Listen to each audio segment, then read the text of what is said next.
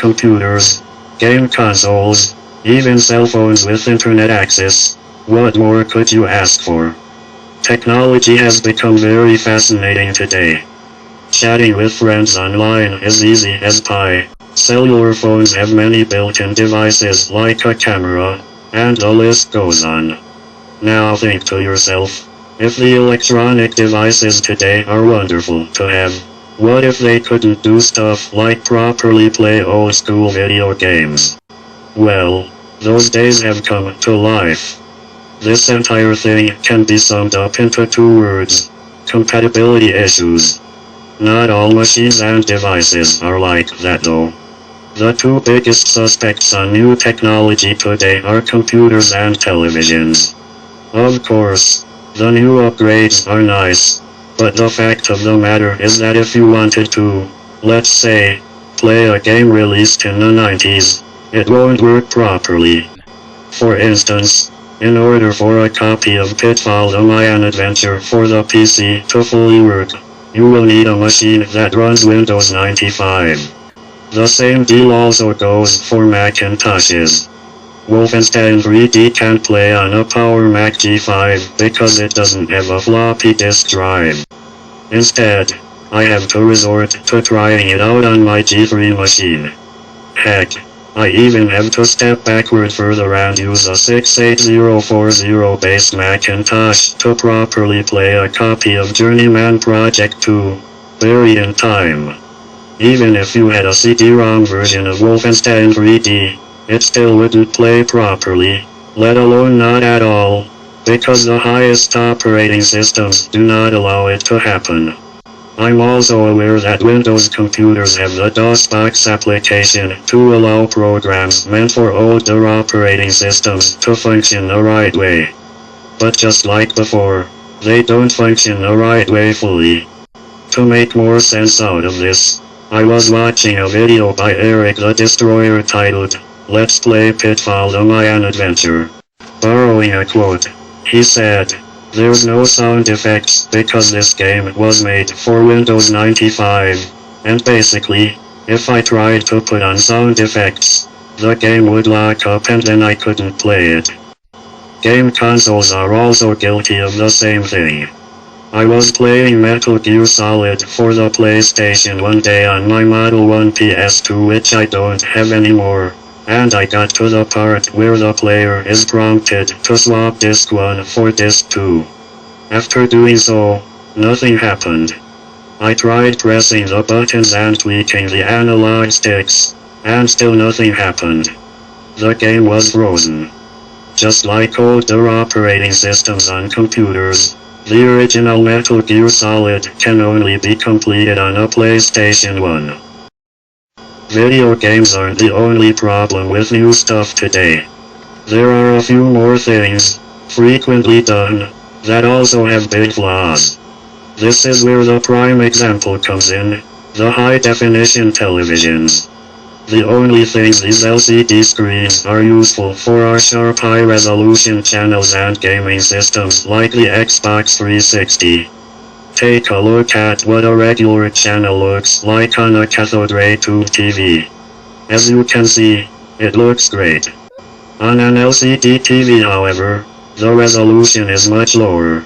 That's a big problem for my family because my stepdad wears glasses and he watches the NECN news, which doesn't have a high-definition channel.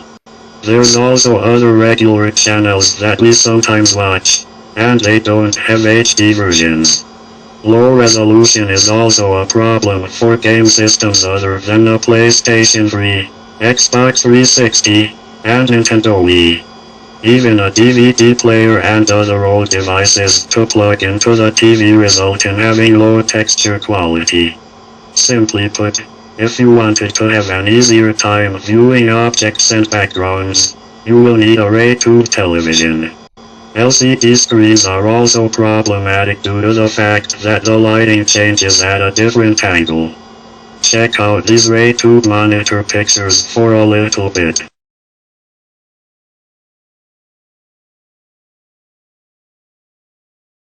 As you can tell, the lighting does not look different at any given angle.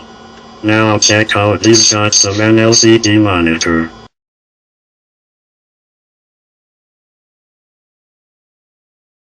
Just like I said before, there are changes in the lighting all the time on these types of monitors.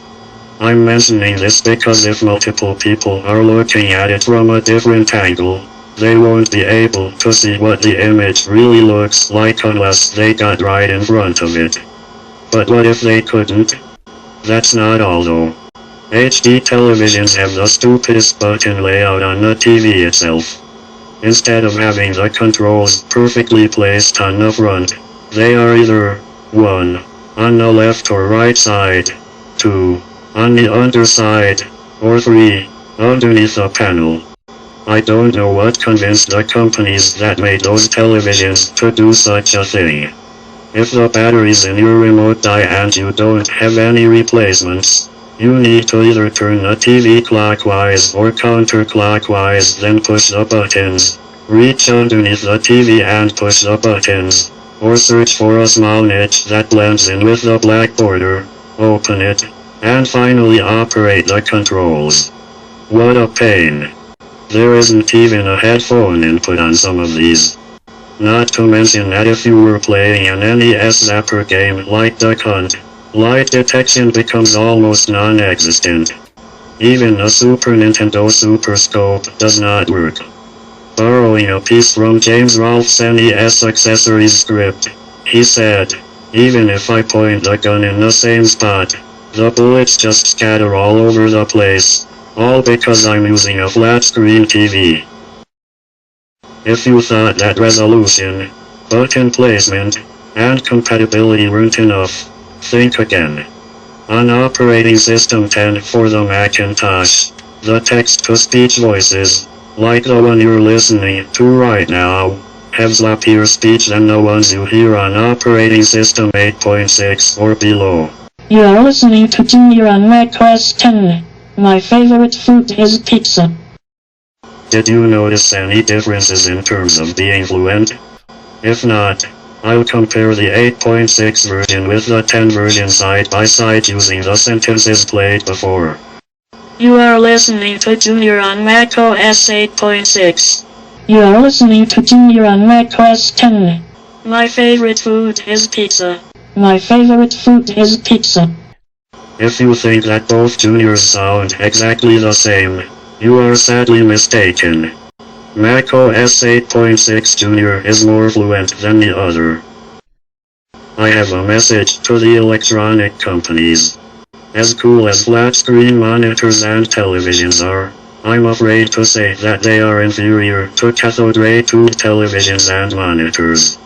I would really appreciate it if you would go back to selling the superior kind. I also hope that the next operating systems, like Windows 7, are fully compatible with the previous stuff. The same also goes for game consoles yet to come.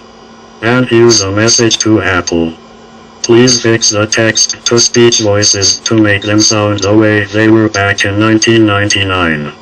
I hope you all enjoyed this episode. Please help pave the way to a better future. Bon voyage.